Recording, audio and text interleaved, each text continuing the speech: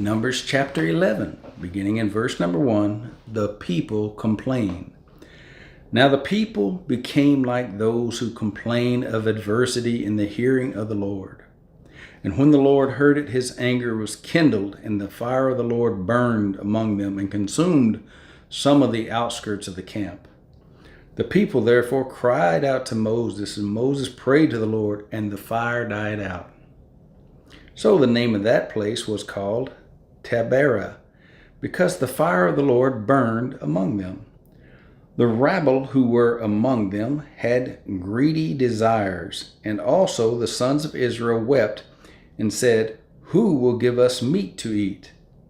We remember the fish which we used to eat free in Egypt, the cucumbers and the melons and the leeks and the onions and the garlic. But now our appetite is gone. There is nothing at all to look at except this manna." Now the manna was like coriander seed, and its appearance like that of bdellium. The people would go about and gather it and grind it between two millstones, or beat it in the mortar and boil it in the pot and make cakes with it. And its taste was as the taste of cakes baked with oil. When the dew fell on the camp at night, the manna would fall with it. Numbers chapter 11, beginning in verse 10, the complaint of Moses. Now Moses heard the people weeping throughout their families, each man at the doorway of his tent, and the anger of the Lord was kindled greatly, and Moses was displeased. So Moses said to the Lord, "Why have you been so hard on your servant? And why have I not found favor in your sight, that you have laid the burden of all this people on me? Was it I who conceived all this people? Was it I who brought them forth, that you should say to me, 'Carry them in your bosom, as a nurse carries a nursing infant, to the land which you swore to their fathers?'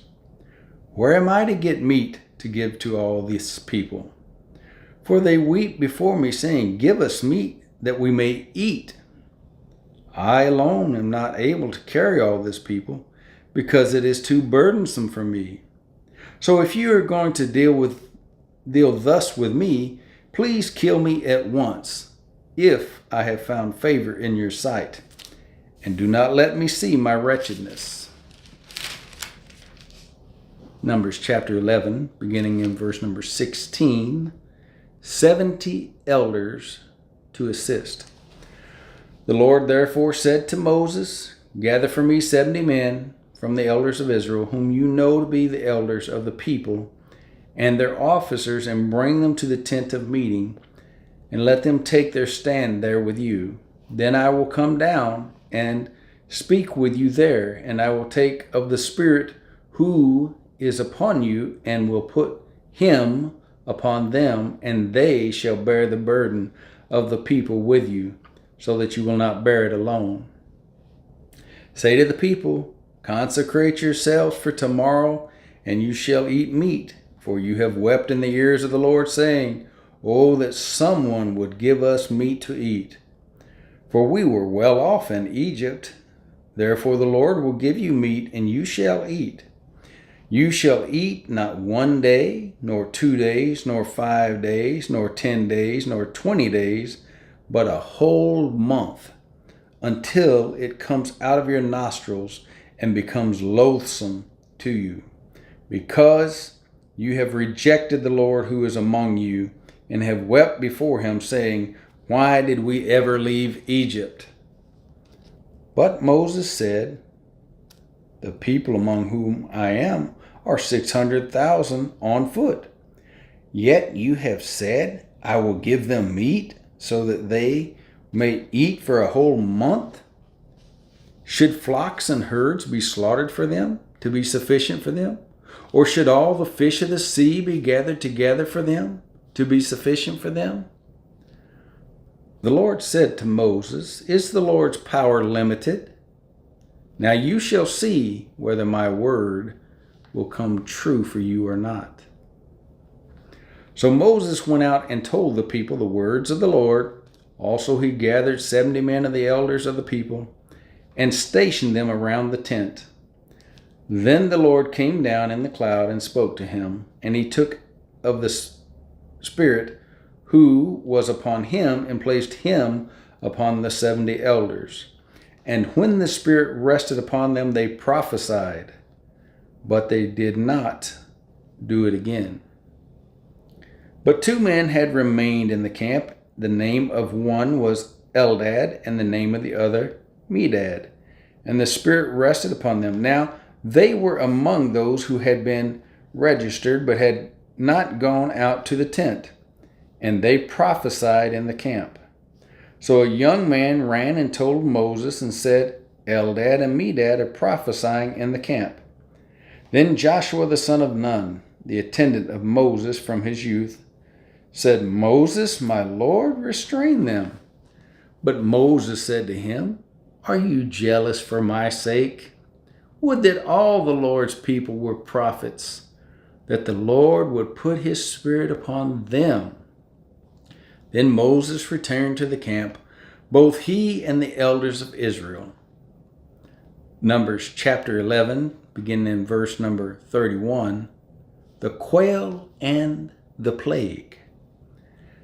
Now there went forth a wind from the Lord, and it brought quail from the sea, and let them fall beside the camp about a day's journey on this side and a day's journey on the other side, all around the camp, and about 2 cubits deep on the surface of the ground. The people spent all day and all night and all the next day and gathered the quail.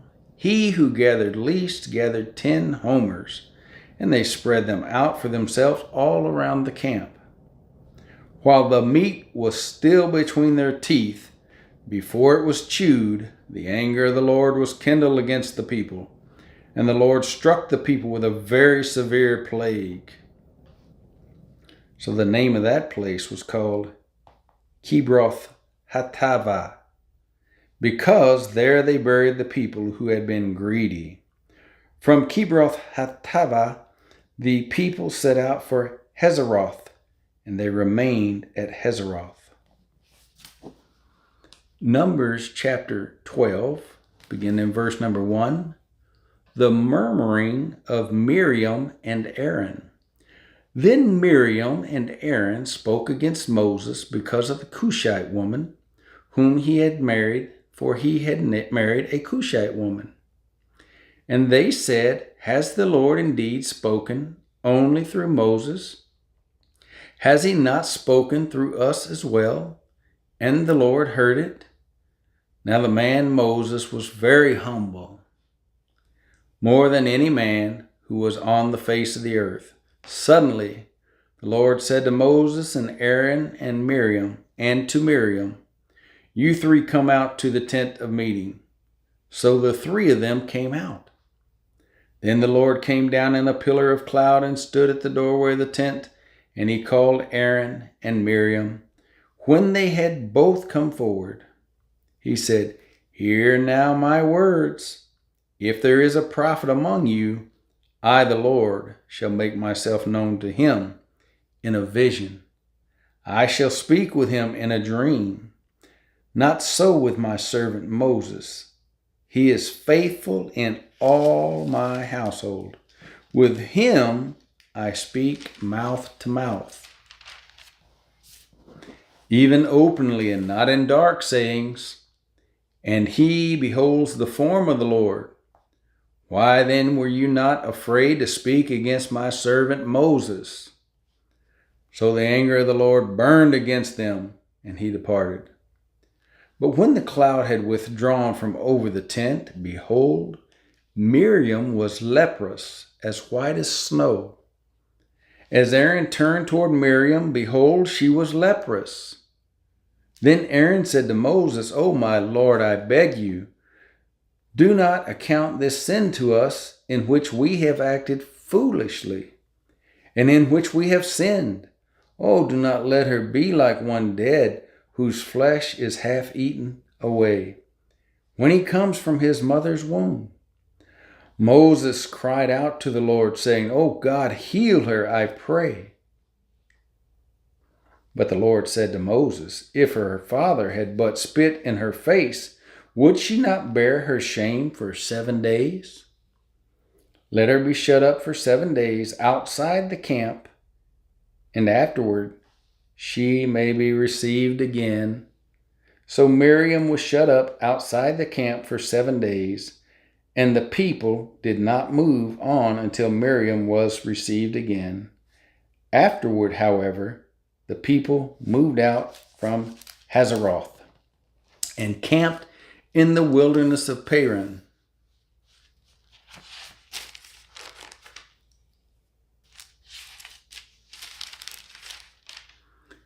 Numbers chapter 13, beginning in verse number 1, spies view the land.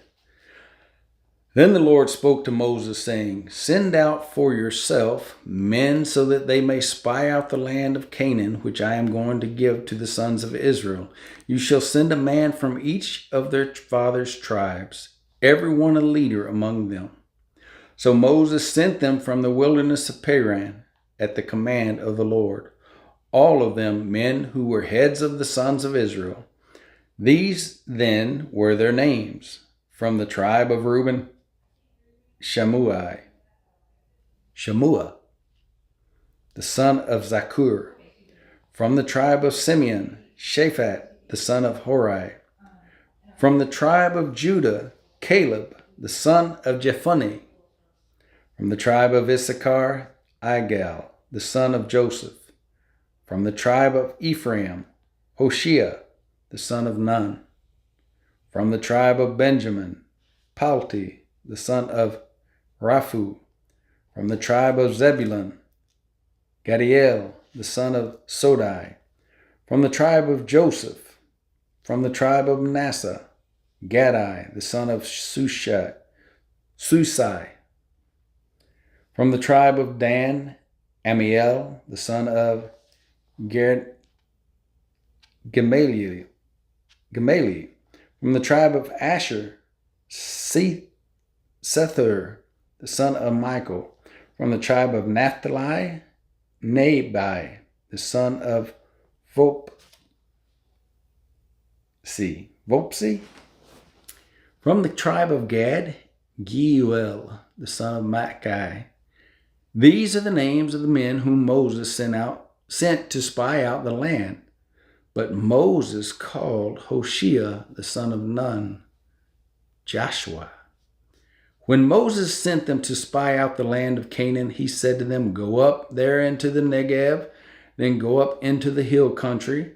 See what the land is like, and whether the people who live in it are strong or weak, whether they are few or many. How is the land in which they live? Is it good or bad? And how are the cities in which they live? Are they like open camps or with fortifications? How is the land? Is it fat or lean? Are there trees in it or not? Make an effort then to get some of the fruit of the land. Now the time was the time of the first ripe grapes. So they went up and spied out the land from the wilderness of Zin as far as Rehob at Lebo-Hamath. When they had gone up into the Negev, they came to Hebron, where Ahiman, Shishai, and Talmai, the descendants of Anak, were. Now Hebron was built 7 years before Zoan in Egypt.